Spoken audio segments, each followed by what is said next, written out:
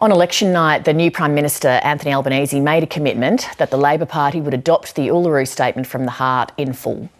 It's been 5 years since the statement was released, with its goal of Indigenous recognition in the Constitution and an advisory First Nations voice to the Parliament. Prime Minister Albanese would like to see a referendum in this term of government, so how likely is that? Joining me to discuss the current state of affairs are Professor Peter Yu, the Vice President of First Nations at the Australian National University, Dr Jackie Huggins, an historian who's been working in Indigenous affairs for more than 40 years, and Dean Parkin, the Director of From the Heart. Thank you very much to all of you for coming in. Thanks, Leigh. The Prime Minister has made recognition a priority, but it's also now been years since the Uluru Statement was put on the table. So I wanted to ask each of you to start about how optimistic or otherwise you feel that we could actually see progress in this term of government. Peter? I think since the election of the government there's a sense of optimism. I think that generally people feel that the cloud is kind of lifted. But you're never sure, obviously, because it's a very complex and complicated kind of legal process that we have to go through, and more so a political one. So I think there has to be, a joint endeavour by both sides, by our side, and also I think, but there is a sense that there is a good feeling out there in the community, I think. Jackie? I have been a very long time in the field with great disappointments and some joys. So I would hope that this would be one of those things will absolutely get over the line, and that we can all stand firm as Australians together. It's been my dream for many, many years. Of course, there is the detail to be had, the model and the question, which are not easy things to do. So I'm kind of cautiously optimistic, Leigh. Dean? I'm really optimistic, Leigh, and the reason is the Uluru Statement from the Heart was issued by Aboriginal and Torres Strait Islander peoples to the people of Australia. And I think it's really important to remember that it wasn't actually issued to any Prime Minister or any government. It was actually an invitation for all Australians to be part of. And what we've seen in the 5 years since is many Australians take up that invitation. I've had the great privilege of having thousands of conversations with people across the country, and there is an enormous amount of goodwill out there to make this happen. People are very interested in the idea of recognising Aboriginal and Torres Strait Islander peoples in the Constitution. And when you talk to them about a voice and the idea of giving people on the ground a say over the issues that affect their families and their communities, actually people just get it. It's actually a really simple concept at the bottom of it. And so I think that goodwill has carried through. And now obviously we've got that political momentum and really importantly the mandate from the Prime Minister to say that this is something that must happen. So I think with that goodwill, the fact that we've still got 15 years of unbroken bipartisanship on the question of Indigenous constitutional recognition, the Prime Minister's taken the lead and the people are ready for it. I'm very optimistic. So Jackie, when you're consulting with people, what are you hearing about the kind of detail that people would like to hear? And I mean, I assume if it's going to happen this term, that detail's got to come out pretty soon.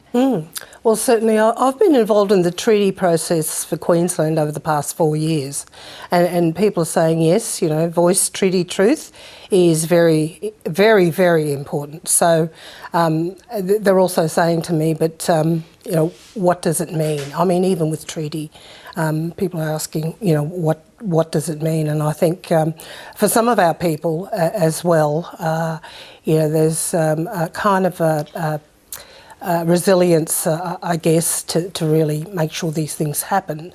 But they'd like to know a little bit more detail as well.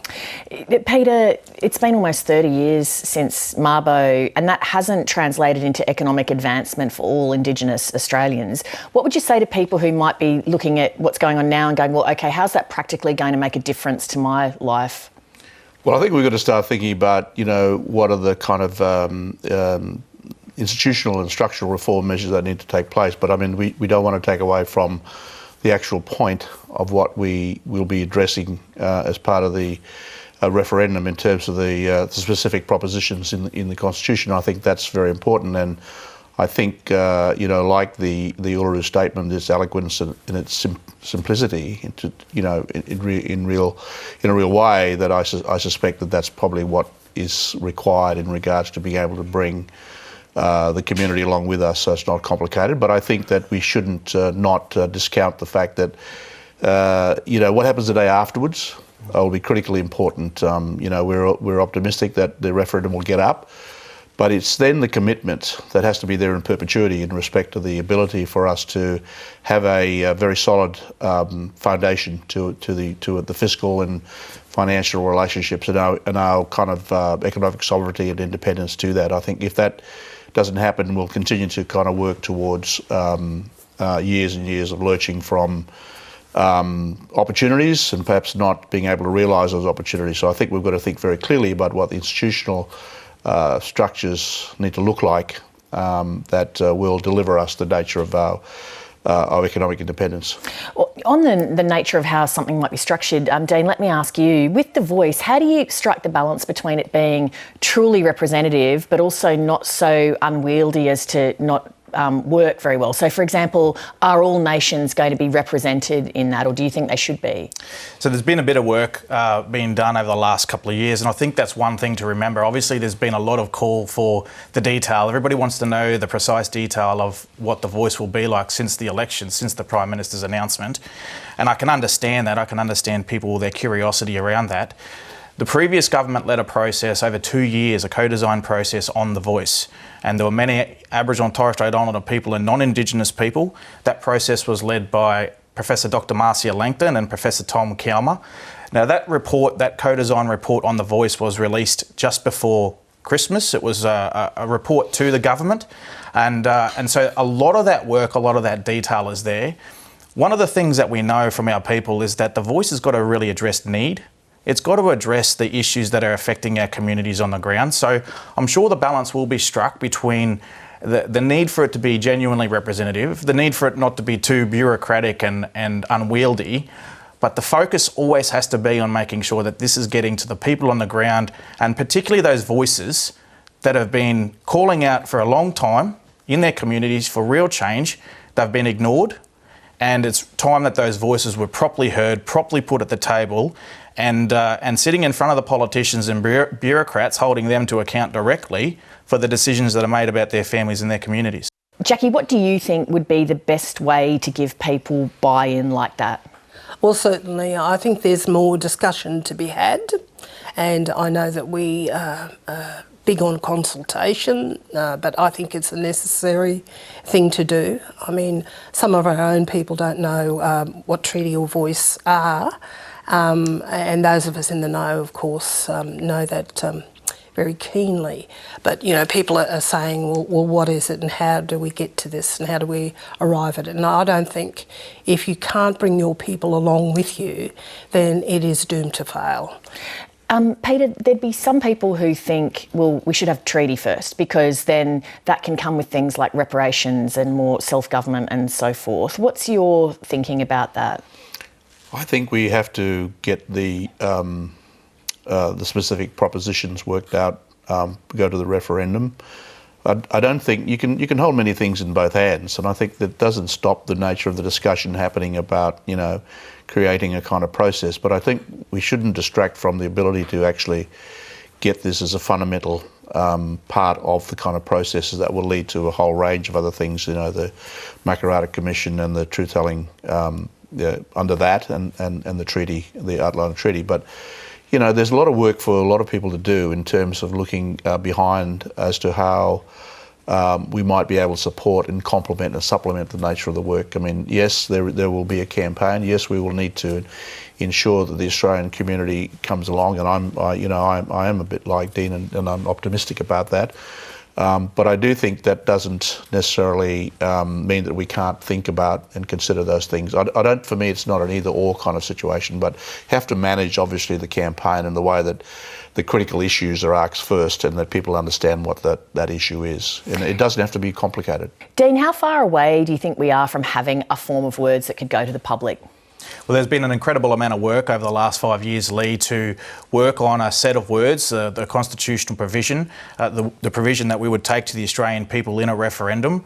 There's been an incredible amount of work with some serious legal minds, people that know their way around the Constitution, that know their way around the High Court. There's been an incredible focus to make sure that whatever is proposed is firstly simple and easily understood. Secondly, it is safe in the sense that it protects the integrity of the Constitution and doesn't add anything in there that might cause us problems down the track. And lastly, it's something that can be supported by the Australian people. I'm sure the government will run its own process to work through those details and bring those experts into the room, but we're very, very confident that we're not far away from a set of words that are capable of winning the people's support at a referendum. Jackie, as you mentioned, you've worked in this space your whole life. A lot of heartbreak, sometimes some good news. How do you, if everything goes right and the voice comes into being, how do you make sure that government actually listens and acts and it's not just a case of paying it lip service? Well, that's a very good question, Leigh. And of course, I think in the past, governments have paid lip service to our national representative bodies. You know, there have been some wins, of course. But I think we have to be constantly on government's back, and I think with having a voice in the Constitution makes it a firmer arrangement and something they can't turn their back on. Very much appreciate the three of you coming in tonight to speak to the public in person. Thank you. Thank you for having us, Leigh.